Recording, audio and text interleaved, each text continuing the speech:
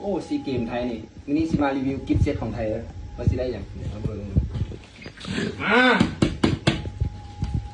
จีบเลยก้อนจีนข้างในนี่เฮ้ยดำมาลักการมาเบิ่งน้ำกันตัวจีบง่ายเลยโอ้แรกๆคือโถงโถงอ่านไม่อ่าน ไทยแลนด์ซีเกม2025แล้วนี่เด้อข้างในมีเนาะอันดับแรกป้าพี่ป้าเอาคนเขามันต้องมีพอมันต้องมีกันขี้ฝุ่นได้ดีสุด สัตว์ฟิวเลยกู ผมว่าที่โอ้โหถุงผ้าจะโม่ยัง เครื่องใส่กูว่า มารุ่นน้ำกันทำนี่มาสัตว์ฟิวเลยเบอร์ดี้ไม้เขาเบอร์ดี้ครับ2 ไม้ละเบอร์ดี้ครับเบอร์ดี้ต่อมาก็เป็นเป็นเครื่องสู้กำลังกาย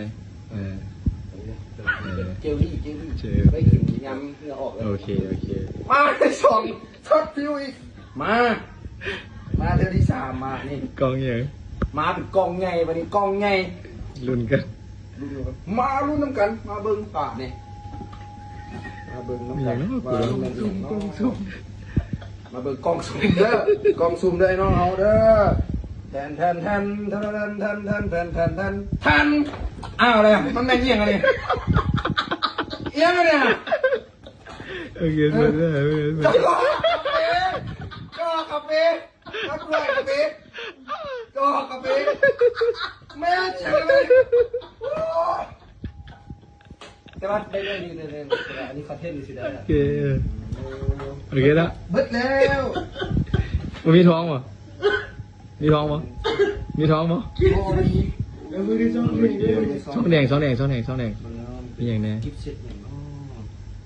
กินข้าวปีเดอะมอลล์ลิฟต่อบางกะปินี่ครับอันนี้พวกเข้าใจเลยมันแมนอีกเลยพวกเข้าใจ